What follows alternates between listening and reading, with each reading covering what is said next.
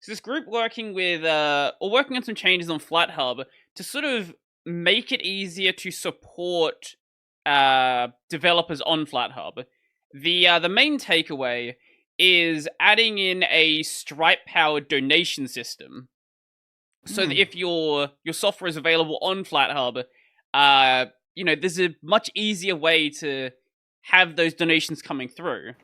Which some people, when I saw this posted on Reddit, some people were sort of comparing this to like, Flathub becoming some like the Windows Store. But I don't hate the idea of having an extra donation system available there if a developer, wants to go and use it. Like that seems like a good thing to me.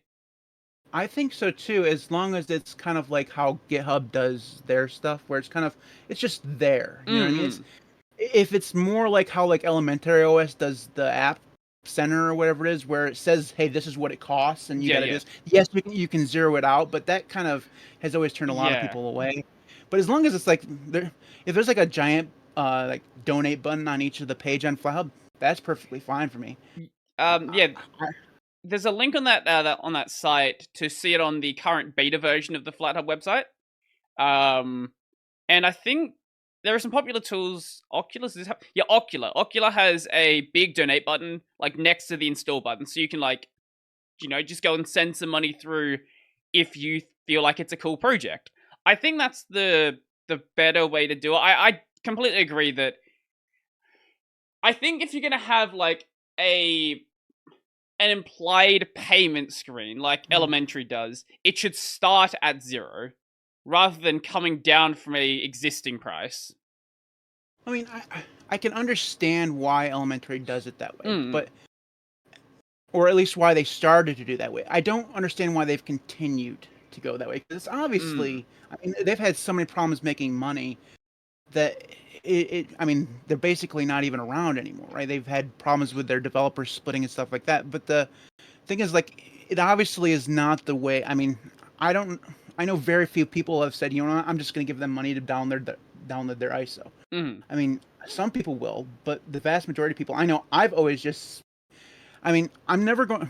Very rarely will I give a developer money before I've ever tried their product, Mm. especially when it's free and open source. If I've used it for a long time, then yeah, I'll go support them on Patreon or something like that. But I think Mm. most people seem to be like, especially if there's an option for free, that's the way most people are going to go, right?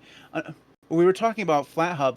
One of the Mm. things I don't know if they're working on this or not, but something that they should work on is reviews on flathub.org. Like Mm. I know Flathub, I know product reviews are notoriously horrible, but some kind of rating system or something to filter out what's good and what's not would be, I think, really useful.